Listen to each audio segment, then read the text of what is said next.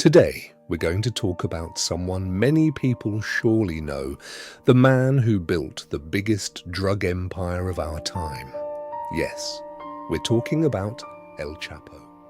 On April 4th, 1957, a thin baby boy was born in a small village called La Tuna, nestled in the mountains of the Mexican state of Sinaloa. No one could have predicted that decades later, this child would become one of the world's most wanted men. His name was Joaquín Archibaldo Guzmán Loera, later known as El Chapo, a name meaning shorty, due to his height of only 168 centimeters. Joaquín grew up in extreme poverty. His father, Emilio Guzmán Bustillos, was a simple farmer who reportedly grew poppies occasionally to sell to local dealers. His mother, Maria Concepcion Loera Perez, was a strict woman who tried to keep her children away from the criminal underworld surrounding the village. Life in La Tuna was not easy. There was no reliable electricity, no paved roads, and no real educational opportunities. Schools were far away, and many children dropped out, early schooling to work. Joaquín left school at a very young age to help his family. He worked in agriculture, carrying sacks of corn and driving pack animals through the rugged mountains. But those mountains weren't just harsh landscapes. They were a clandestine center for poppy and marijuana cultivation.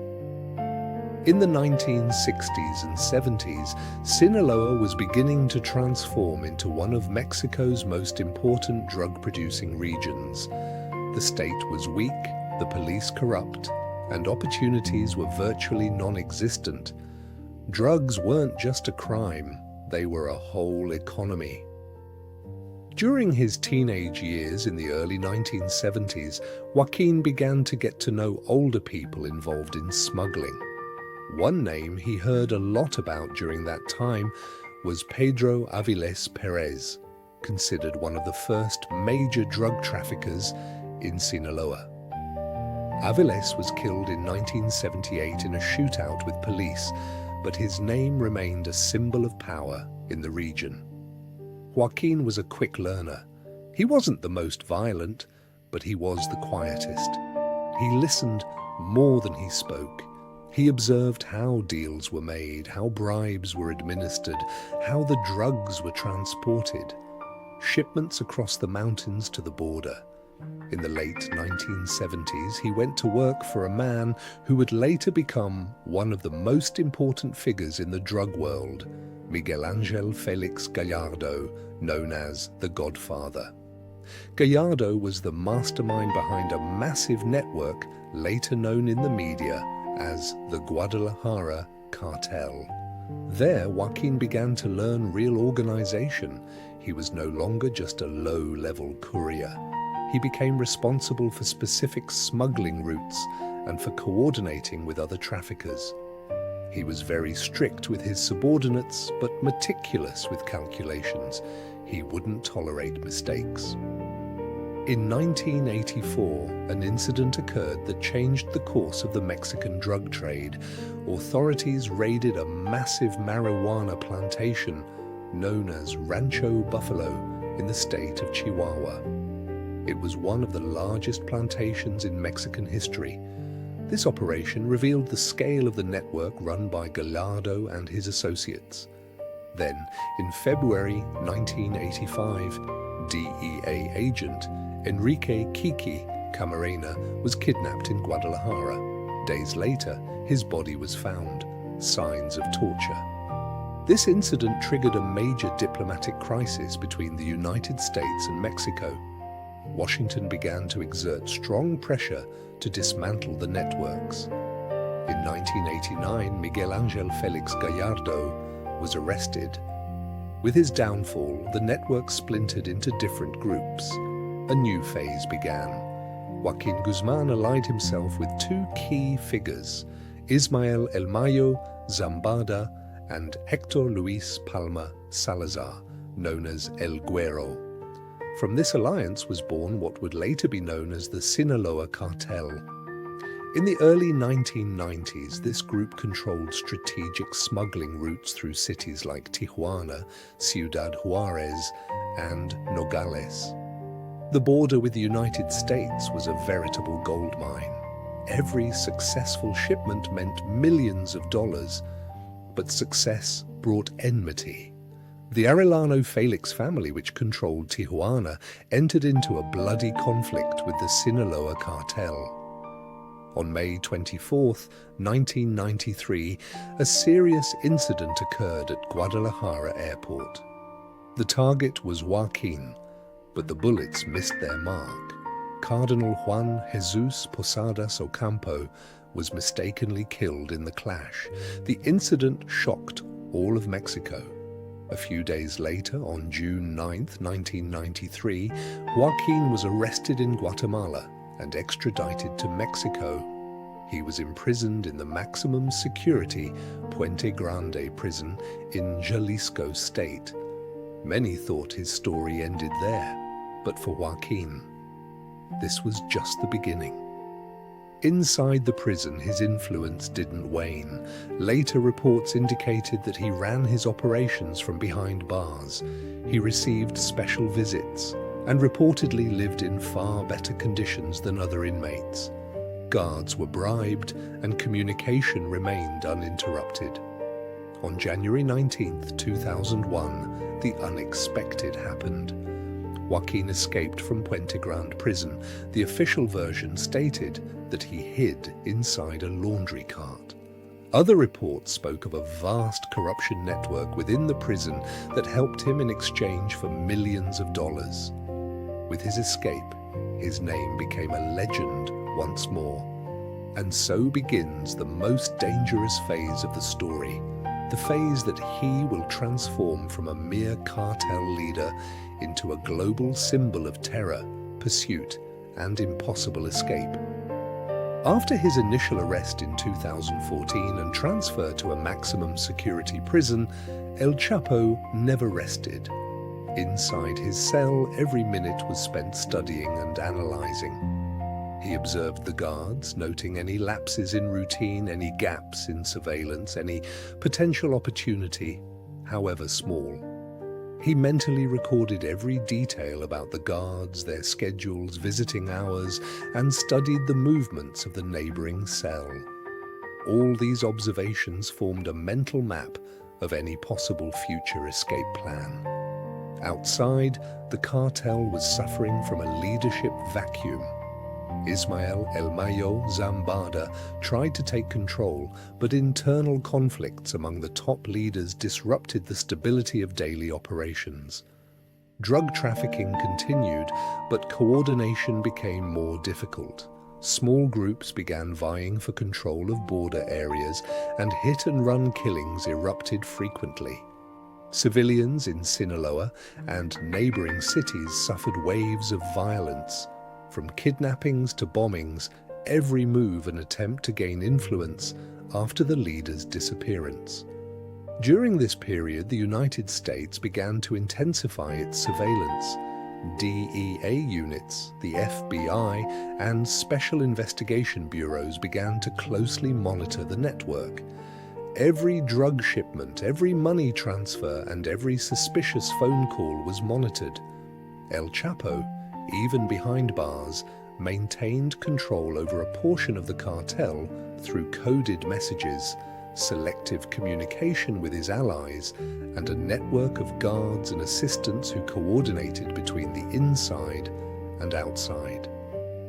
From time to time, authorities were alerted to small-scale attempts to send messages or smuggle equipment into the prison, but most failed thanks to the tightened security measures implemented after the first escape. This tension created a complex environment. El Chapo knew that every movement outside the prison was monitored and every plan inside could be uncovered.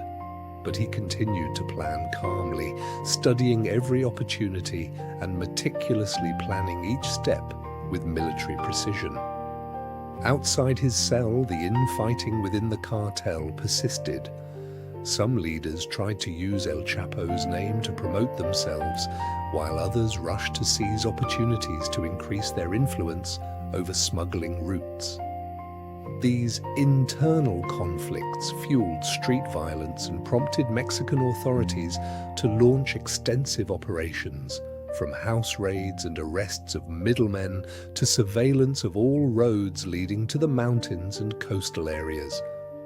At this time, the Mexican and international media began closely monitoring the cartel's activities. Stories of smuggling operations, violence, and the impact of El Chapo's arrest on the black market began to circulate. TV series, documentaries, and even popular music began to chronicle this leadership vacuum, analyzing how El Chapo's influence continued from inside his prison cell. Despite everything, El Chapo never lost control of any part of his network. Coded messages, smuggling engineers, and loyal guards kept operations running. Every step was meticulously planned, every small smuggling operation part of a larger strategy, and every move carefully monitored to avoid detection by Mexican or American authorities. The first escape wasn't just an event, it became a strategic lesson for every cartel leader. Long-term planning, information control, and exploiting any weakness in the system, even in one of the world's most secure prisons. Life after his arrest became a mix of strict surveillance, internal cartel conflicts, and remote control of a vast criminal network stretching from the Mexican mountains to the United States. After his first escape from Alto Blanco prison, Joaquín Guzmán began to study the situation with extreme caution. Every move he made in his cell was calculated, every sound and every visitor was meticulously observed. Despite the high security of the prison, El Chapo meticulously monitored the guards' routines, their weaknesses, their rest periods, and any checkpoints that could be exploited in the future.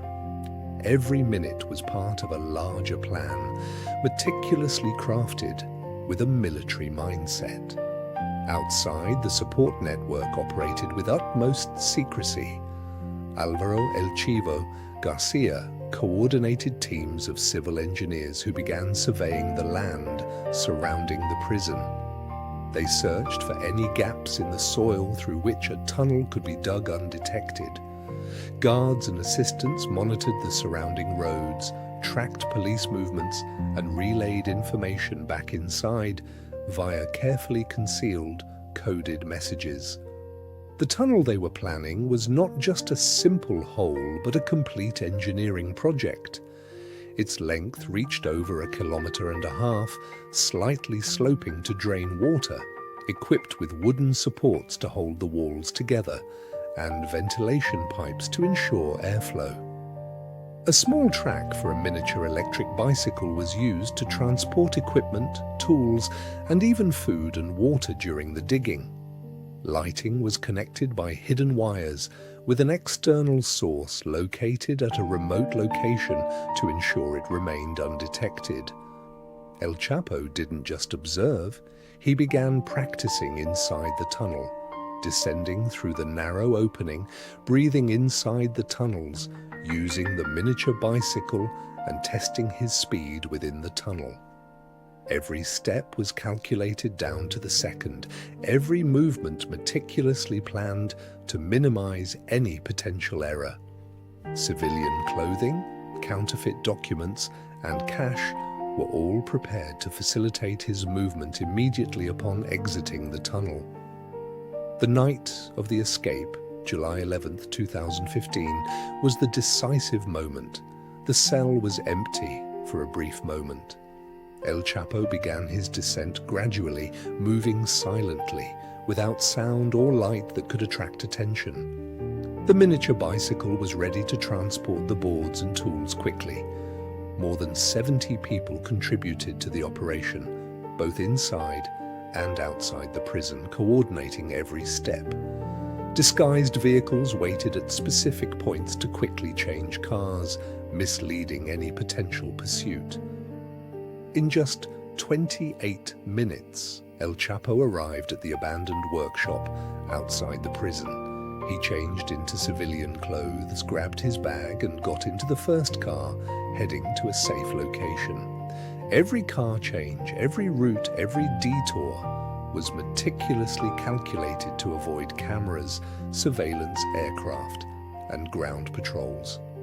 Deception was a key element, sometimes lighting a small fire to create a false impression of his location, sometimes using mirrors to confuse cameras.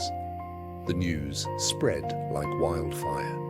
The world's media described the escape as the most daring and ingenious in the history of modern prisons. The Mexican government announced a full investigation, and dozens of guards and officials were placed under surveillance. The United States increased the reward for his capture to $5 million. Even after the escape, El Chapo remained a symbol of strategic brilliance and evading the most sophisticated security systems. After his escape, El Chapo disappeared into the Sinaloa mountains. He used safe houses, mountain roads, and small villages to move around, maintaining control over a large part of his network remotely. This escape became a strategic lesson for all cartel leaders. Even the most secure prisons can be outwitted with intelligence, meticulous planning, and the full exploitation of any weakness. The man, the tunnel, and the plan became a true legend, recounted as a universal lesson in planning and execution under the most extreme circumstances. Joaquín Guzmán sat in his cramped cell at Alto Blanco prison, surrounded by high walls and cameras that monitored his every move. Every sound and every step was recorded, but El Chapo's mind worked differently. He studied the guards' routines, their visiting hours, and the various checkpoints, observing every movement and searching for any opening he could exploit. The small, simple shower room was the only place that seemed less monitored, and the pipes near the floor offered a possible entrance to the tunnel. Every step was calculated, every minute was measured, and every movement was meticulously planned. Outside the prison, Álvaro El Chivo Garcia led a specialized team of civil engineers, drivers, and assistants. They knew every move, every exit, and every precise timing. Camouflaged vehicles were ready, civilian clothes were concealed, forged documents were prepared, and the engineers had begun carefully preparing the tunnel. They were constructing an underground structure with constant ventilation, carefully planned lighting, and supporting wooden walls to prevent collapses. Every part of the operation was interconnected, and everyone knew their role in detail. The tunnel itself stretched for over 1.5 kilometers from his cell to an abandoned workshop several streets away from the prison. The soft soil was reinforced with wooden planks and bars to hold the walls together, and ventilation pipes and an electric fan were installed to ensure oxygen flow. Electrical wiring ran from an external source to provide lighting, and a small track for an electric scooter quickly transported equipment, tools, and even El Chapo himself. The exit was covered with boxes and boards to give the impression of invisibility to passers-by and the police. The night before his escape, El Chapo practiced descending through the narrow opening. He practiced breathing inside the tunnel, tested the scooter, and every step was calculated, from descending to moving within the tunnel and emerging onto the street outside. Plainclothes, counterfeit documents, and cash were ready to facilitate his immediate transfer. Every second mattered between freedom and immediate capture. At 9:30 p.m. on July 11th, 2015, everything was ready. The shower cell was cleared for a critical moment. El Chapo began his descent gradually and quietly, without making a sound that might alert the guards. A small electric scooter was ready to transport tools and boards quickly, while every movement inside the tunnel was calculated to avoid detection or a squeak. More than 70 people participated in the operation, both inside and outside the prison, with camouflaged vehicles waiting at specific points to ensure a swift and secure move. After about 28 minutes, El Chapo reached the abandoned workshop several blocks away. He changed into civilian clothes, grabbed his bag, and got into the first vehicle, heading to a temporary safe location. The vehicles were changed at specific points to avoid air and ground surveillance, and the outside team coordinated every move via hidden communication devices. Every movement was calculated, and every second was a critical minute for survival. The news spread like wildfire. The world's most dangerous man had escaped for the second time from a maximum security prison. The international media described it as the most daring and cunning escape in the history of modern prisons. The Mexican government announced a comprehensive investigation, which included dozens of guards and officials. The United States increased the reward for his capture to $5 million. The entire international community was stunned by the precision of the planning and execution. After the escape, El Chapo disappeared into the Sinaloa mountains, quickly and cautiously reorganizing the cartel network. He used safe houses, small villages, and forests to move around, continuing to run the cartel's operations from the shadows without any public appearances. The escape proved to the world that even the most sophisticated security systems could be outwitted by intelligence, planning, and focused courage. The man, the tunnel, and the strategic plan became a truly unforgettable legend, a global symbol of ingenious escape. After emerging from the tunnel and getting into the first car, the challenge wasn't over for El Chapo. Mexican authorities, backed by US intelligence, immediately launched a massive and focused manhunt. Every street surveillance camera, every drone, and every roadside checkpoint was activated. Police and military vehicles began intensive patrols on the highways, while Mexican Navy teams raided every suspected house along the expected route. El Chapo was prepared for this chase. The camouflaged vehicles that accompanied him constantly changed locations. Some were equipped with decoys like large mirrors to confuse cameras, and he sometimes hitched rides with cars coming from the opposite direction to confuse the police. He used secondary roads, narrow alleys, and mountain trails known only to locals to evade the pursuit vehicles equipped with radios and tracking devices. During the hours of the chase, El Chapo utilized an internal network of bodyguards and assistants who preceded him on the road to rearrange roadblocks or move the disguised vehicles.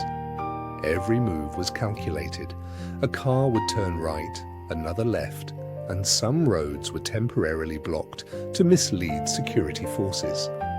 Surveillance aircraft tried to track any unusual light or movement, but the constant misleading of lights and mirrors slowed the tracking process.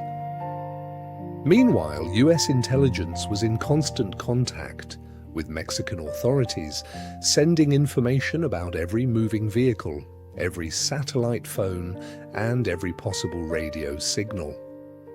El Chapo cut off all electronic communication, relying on coded messages between his bodyguards and associates. Hotspots like major intersections and highways were monitored by ground cameras, but the constant changes in vehicles and routes hampered authorities' ability to pinpoint his location. One of the biggest challenges during the manhunt was his movement from small towns to the mountains. Mexican forces set up roadblocks at entrances and exits, but El Chapo used old routes known to locals, sometimes hiding in abandoned workshops or temporarily unoccupied houses until a patrol passed. Any sudden movement by security forces was triggered by his close protection team. who would conceal him in the shadows and move him away from any potential surveillance. During the night, El Chapo used visual deception, dim lights in locations far from the road, sometimes even lighting small fires to confuse aircrews and create the impression that he was somewhere else. Every minute was crucial, and every small mistake could lead to his recapture. Ultimately, the manhunt didn't end with an immediate arrest, but it prompted authorities